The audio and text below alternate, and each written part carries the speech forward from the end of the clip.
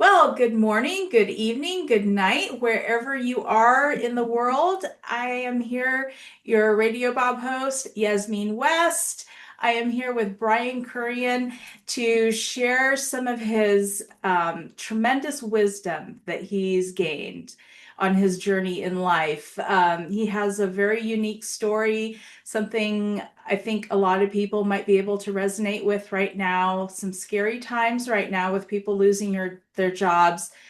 Brian has a past where he became an entrepreneur after being laid off 3 times in a row. And for a lot of people, that's, something huge to overcome.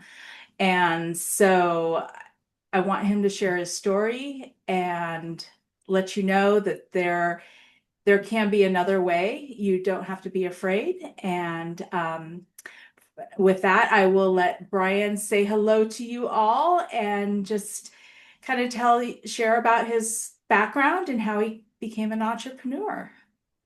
Thank you, Yasmin, and hello everyone who is out there listening or who end up listening to the story. My hope is that it inspires you and shows you that I know we hear this all the time, such a cliche thing, but my goal is if you can see that I can do it, like if I can do it, anybody can, right? We hear that a lot, but I'm gonna prove to you that I really believe that, and here's why.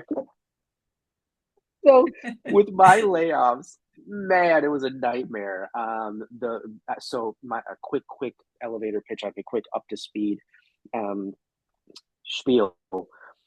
I'm the guy that got laid off 3 consecutive times from 3 different companies. All these layoffs happened in about a 2.5 year time frame. So in about 30 months, give or take, I lost 3 jobs. So go ahead and take a second to process that, put yourself in those shoes, and just imagine how that might impact you, right? Because I know how it impacted me. It wasn't great. Um, Yeah, the, I the, was laid off once and it was a huge hit to me. So I can only imagine. yeah, yeah. And the thing is, a lot of people don't know this, but the first 2 jobs I really loved. And I like to think that I was very good at both of them. The first one, I was a master coach at a high ticket business coaching company. I had my own, clients. I taught them copywriting, sales, digital marketing, everything about launching a business, scaling it, especially an online business. I freaking love that job, and I was really good at it. And the clients loved me. I loved being there. The money was decent, and it was a work from home job, so I had lots of flexibility too. I got to be at home with my kid. We had a 2 year old. My son was only 2 at the time. It was wonderful, right? And Yeah. actually, he might have not even been 2 yet. Um, Lost that job about 10 months in. The next job was an even better one. I was an inside sales manager, so I became basically an executive, right? At a Mhm. IT consulting, um, IT consulting, IT staffing type of company. My territory was literally all of America, all of North America. Oh, Plus, I basically ran Mexico as well as additional territory. So all of that was underneath me. 6 figure job, amazing boss, amazing coworkers, love the work, love the money, love the perks of it all, love the job title, the company culture. Everything was amazing. It finally felt like it felt like I finally reached, Yasmin, the pinnacle of my career. Like, yeah. man, this is it. This is why I worked, almost 20 years for this type of role. And now it's like the sky's the limit from here. That's how I really felt, right? Because I Right. did it. I achieved the thing. Yeah. Massive Yeah. layoffs about 10 months in, lost the job, gone. Oh, Next job, I hated with a passion. Very toxic work culture. The bosses were atrocious. Um, Dealt with some harassment stuff. I'm not going to go into the whole sob story. It was a miserable existence for about 7.5 months that I was there until they too shoved me out the door. Uh, didn't pay me out my bonuses that I earned. Didn't give me a severance. I didn't get unemployment. Nothing. Um, 4 days later was when I launched my business. I had no money. When I say no money, I won't say I had $0. I think I had maybe $4,000 or $5,000 that I spent literally a few years saving up, from the last couple of jobs. I had a lot more than that, but between the layoffs and taking care of my family, I racked up some Sure. credit card debt, right? Like a lot of us, I racked up some It credit card debt. happens. Yeah. Yep, burned through a lot of my savings trying to make sure my family was okay and covering our living expenses. No income for those few months in between jobs when I was searching for the next job, um, the next role after my layoff. So a lot of you are probably nodding your head saying, "Yeah, been there, um, done that." Right? Stuff gets put on the credit card because the paycheck's gone until the next Right. job comes in. Right? Um, Yeah. and so I just after the third layoff, man, I realized I couldn't do it anymore. I was not going to spend the next Lord knows how many months applying for jobs again, Right. only to bust my butt, work hard for everybody else, build someone else's dream for them, just to have them reward me for my hard work and dedication by shoving me out the door the second it's convenient to do so. Right. I said, I can do this for myself. So over the years, I've been learning ghostwriting, copywriting. I've done copywriting coaching. I did business coaching. I've had a writing coaching business on the side. I've done freelance writing. I've done sales forever. Again, going on like 20 something years. I've had my own sales teams. I've done a lot. I've worked with marketing teams. I've had marketing roles. I've had account manager roles, customer service, client facing roles, client partner roles, and partnership roles. Like I've done all of these things, and I've learned how to do all of them at a very high level because those were my jobs. That was my career. Sure. Um, so yeah, I just figured, you know what? All the stuff that I did for everybody else to make everybody else very wealthy above me. Um, why in the world don't I just do it for myself? I've wanted to be a business owner, a full time business owner, ever since I was probably 6 years old. Seriously. Oh, wow. Yeah. That's all I ever wanted. Yeah. Whenever my parents or anybody would ask me, "What do you want to be when you grow up?" Which you ask every kid. Right. Um, that's what I would always tell them. I didn't want to be a scientist. I didn't want to be a firefighter. Didn't even want to be a superhero, um, famous athlete. None of that stuff. I would always tell them I want to have a business someday. And that started, if you can believe it, from me, like most kids, having like lemonade stands in my neighborhood, when we were growing up, Yeah. and being able to and I would do little odd jobs and chores and yard work and, shovel snow and different things like that for neighbors, different neighbors in the community for like a couple bucks here and there. Mainly, I realized at a young age, I like being useful. I Right. like knowing that, um, people can depend on me. And if they ask me for some help, whether it's raking some leaves or clearing out their garage or organizing their basement, and stuff that's down there or whatever, or having that delicious cup of refreshing lemonade on a hot summer day for a quarter a cup, they can count on me. If they ask me for help, they can count on me. And if I say I'm going to do something, I do it. There's no Yeah. excuses. That's just how I was raised. Um, I learned at a young age that I really like that feeling of people knowing what my reputation is and that they can always count on me, for whatever they need. Yeah. I wanted to ask you because some people are concerned about the economy and Yeah, when's a good time to launch. yeah, I what was the temperature when this all happened to you? Was the economy in the toilet and you just decided I'm going to make this happen anyway, or what was going on during those few years? yeah. I mean, so I'm only for those of you that don't know and haven't had a chance to check me out yet. Um, I've only officially had this business, Yasmin, since January 16th of 2024. So my 2 year company anniversary is coming up this January 16th. We're recording this on November 19th, 2025. So it hasn't even been a whole 2 years yet. Um, Okay. Yeah, we're so we're about 2 years old as well. yeah, yeah. So not even 2 years ago, things weren't great then either. Yeah. I know everything seems like it's on fire now. And it kind of has felt that way ever since COVID, right? Let's be honest. Like when 2020 came and COVID happened, it made a lot of things significantly more challenging, harder. Inflation skyrocketing, costs of everything that's important to us seems to have gone up and up and up. It's a nightmare. Um, Right. so I tell everyone who asks me, when is a good time? Hey, do you think I should go into business for myself? Do you think I should start a side business? Do you think I should start doing something for myself? I'm so busy with my job. I'm so busy with my kids, or I just lost my job, man. I don't have any money. Well, do you think I could do a business too? The answer, What time is it today? I don't, and then whatever they say, yeah, go ahead and start your business. Go Yeah. ahead and start.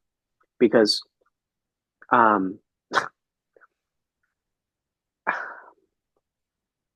sorry, I did not have anybody when I started my business. Okay. Right. I didn't have any clients. I just had those few thousands of dollars, which would barely even last a month, of our living expenses if I didn't find clients quickly. Um, my website, believe it or not, guys, for those of you that are listening, Friday morning was when my boss and I had basically the meeting to say, hey, you don't work here anymore.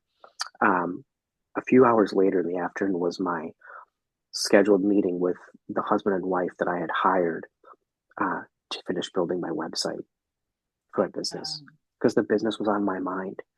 I had been Right. thinking about it for the last couple of months, anyways, because I had a feeling they were getting ready to let me go. My Yeah. bosses, because of how they were treating me over the last several months, and the behavior was just escalating, and it was becoming more and more aggressive. And I've experienced this before, unfortunately, so I can sense these types of things, and I know the writing on the wall when I see it, and I know how to read it, Yeah, and I know how. you know when they don't like you. I've Yeah, been there. yeah, you know when they're trying to test you and getting you to quit, right? Yeah. Um, or do something inappropriate, and they can fire you for that, right? Yeah. And so I had just gotten my LLC paperwork in order, like towards the end of December, a couple days after Christmas, actually. And I was working. I had been like maybe a week, not even. It was like a few days of me finding them because they were at my. They both go to my wife's church. I met the husband at a men's conference at the church, and he sat at my table and we were talking about business. And he told me that, hey, my wife and I actually build websites.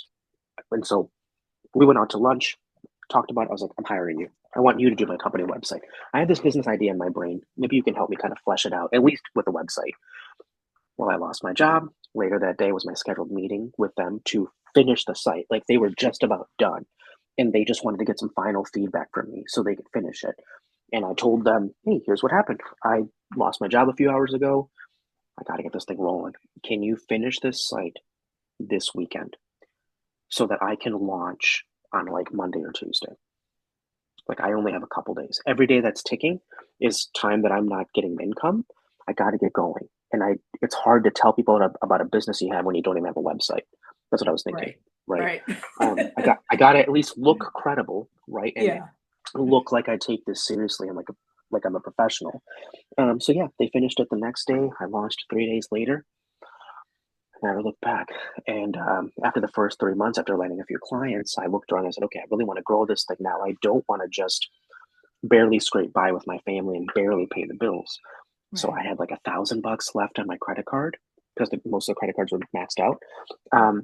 1,000 bucks left. Boom, paid for some leads. Did some marketing.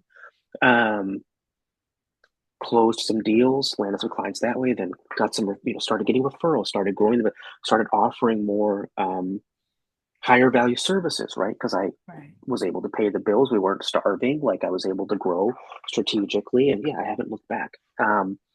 And for those of you out there that think, well, yeah, but is there really any, can I actually make money thinking and operating like that? Yeah, my year one, we made barely 60 grand in revenue, right?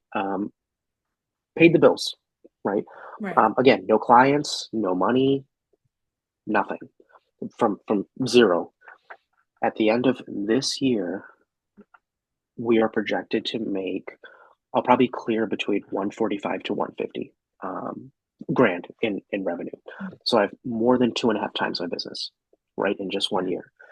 Now, that's not typical results, but Right. I'm hoping it shows you guys that if you are hungry enough, you work hard, you figure out kind of where your skills lie and how you can help people out there, and you are aggressive with trying to serve people and trying to show them who you really are and actually helping them, problem solving, right? Being patient, but also, again, tenacious, right? Having that sense of urgency. Um, You won't have any stronger sense of urgency, I'll tell you, than having a family to support and no money to do so. Yeah, you had a little fire under your tail there. My whole body was on fire, and Yeah, that was before we had our baby. You know, we have a 4-month-old baby now too. So now I'm even more on fire because I have 4 humans, including myself, that all depend on me, right? Before right. it was just my one son. Baby wasn't here yet. So now it's even okay, what other moves can I make to help people do the right things, set up an even stronger, stronger systems in my business, improve my processes, improve the way we do things, finding more of the right clients for us, the right projects, do things more intelligently, even more efficiently, right? And I love it, man. I love being an entrepreneur. I So, tell everyone, I should have done this years ago.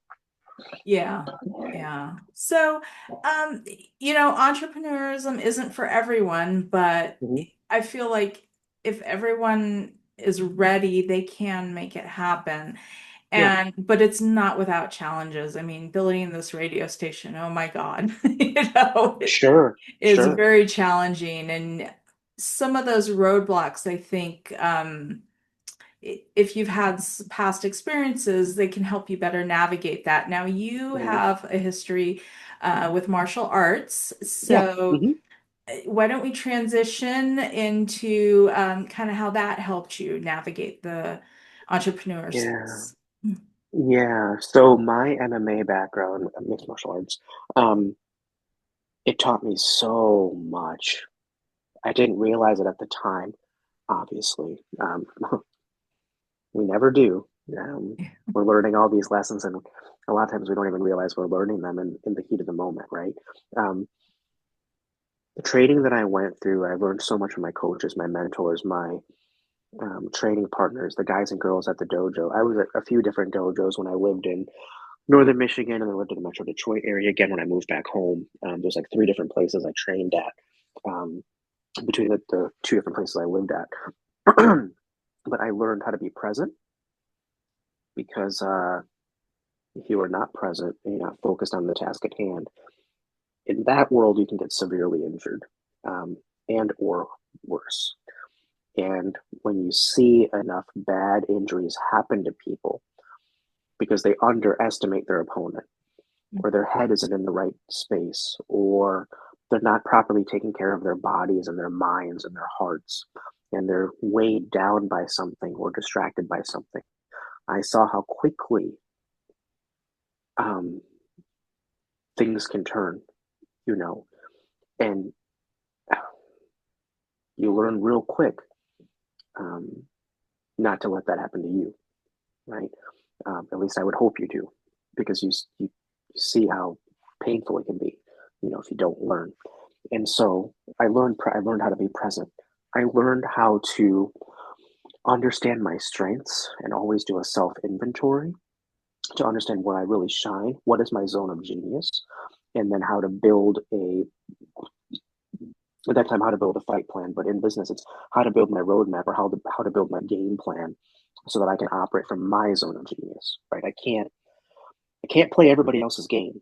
Um, Sometimes the rules are a little bit different for me, because of where I shine and where my deficiencies are. So I got to cater to this set of rules because that's what's going to serve me, in my business. So you operate from that. You understand your weaknesses, and you understand, okay, if their weaknesses are these things that I have the time and the energy to work on to try to improve, or if I don't,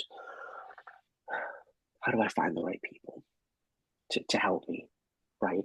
And I've done that. I've set up my teams accordingly. And one of the other things I learned is that I don't mean this the wrong way at all. I learned that most people will be a part of I'd probably say 95% of people, they're the ones that want to pay for the ticket Mm. to watch you compete in the actual sport, in the actual cage, in the actual arena, the world of business, whatever. But then, even though they never showed up to practice, they never trained with you, They never went through a weight camp. They never had to cut weight. They never had to make any of these sacrifices. They never had to suffer through injuries and work through that and sweat and bleed and go through all these trials and tribulations. They never did any of that. These are the same people that want to point their finger at you and criticize you and say, man, if I was you, I would have done this. I would have had this game plan. I would have talked to this person. I wouldn't have hired that person. I would have hired this person. You're paying too much for that person. You can go on this platform and hire somebody cheaper. If I Unsolicited was you, advice. unsolicited advice coming from people who don't want to do the work themselves, because 9 times out of 10, from what I realized, it's because they don't want to take the risk or Yeah. face the potential of being rejected or losing or having a setback or being deemed a failure or having their family and friends potentially look down on them or belittle them or whatever. But they're happy to lob their criticism at you. Yes. And you're part of the maybe 5% of people who are actually willing to go and train and do the work and learn and study and get beat up and learn the proper techniques and allow yourself to be humbled and embarrassed and disappointed and sad and angry. And then, oh my God, I'm learning. I'm actually getting better. Look, I'm starting to win now. My coaches are starting to notice. Look, I'm doing it. Okay, now I'm going to keep coming back. I'm going to keep showing up. I'm going to keep getting better. And I'm going to obsess over becoming the very best that I can be because I see it's worth it now. Look how much I've learned. Look how much Yeah. I've grown. It took Yeah. months, if not years, to get to that point. Um, and I'm when you're part of that small, maybe 5%, you tend to be one of the last people to criticize others Agreed. Agreed. because you know what it's like. You know what it's like Yeah. to actually have to play in the game. You know how hard that is. And so anytime I see other people out there competing in the world of entrepreneurship, putting on that uniform, and getting out there and trying to do the best they can, for themselves and their families and their customers and the people they love and care about, you're not going to hear criticism out of me. Very rarely will you. Usually, um, I'm one of those weirdos where I ask if I can help. Yeah. Hey, man, can I help you out here? Is there something I can do to be useful instead of just sitting here taking up space, watching you do what you do? Can I be useful to you? I don't want anything. Don't give me anything, please. Because I know how hard it is, man. Yeah. I know what you're going through, or what you've been through, or what you're about to go through. Right. I know, like we're kind of in this together. That's how I feel. You Yeah. know, entrepreneurs have always been my people. I've always felt that way. Again, since I was a 6-year-old kid, Yeah. I've always loved small business owners. Yeah. Well, I have to commend you for being courageous and taking that step, and especially after, you know, your adversity with your jobs, it could have held you back and put you in a much different space, but you didn't allow it. You overcame that. And, you were courageous enough to put yourself out there, subject yourself to criticism, Sure. unsolicited advice, Yeah. but, you persevered. And so I want to commend you for that. And Thank you. um, thank you so much for sharing your story of, overcoming everything you did to make it work for yourself and your family. And I want to end with giving you a shout out. If anybody out there is struggling, wants some advice, needs some help with their copywriting or whatever you can offer, how can people get a hold of you? Yeah, the easiest way, easiest way is always to go through my website. It's Currien's sorry, Brian Currien's business services.com. It's just my first and last name, Brian, and then Currian, Kurian as in Nancy, and then S Brian Currien's business services, all spelled out.com. I'm also on LinkedIn. You can look me up, Brian Kurian, Brian, last name is Kurian, Kurian. Yeah, just check out my website. We do a lot with ghostwriting as well. Typically, what we do is we ghostwrite business-oriented books, memoirs, and autobiographies for entrepreneurs, industry experts. I'm even starting to get connected with some celebrities and former and current pro athletes as well. A lot of times, I'm working on. A lot of times, I work with the author to coach them through how to use the book as a tool to get more clients, grow their business, land speaking gigs. Look more like an authority in their space in their industry. So building up that authority and credibility for themselves. There's so much we can do, but the ghostwriting piece is probably one of the biggest ones, and definitely sales trading and business consulting as well. If you can use me there, I love love doing that type of work and do a ton of that as well. All right, perfect. Well, with that, we will stop and say goodbye. And thank you very much for sharing your Thank you. wisdom. Thanks for having me, Yasmin. All right. Enjoy. All right.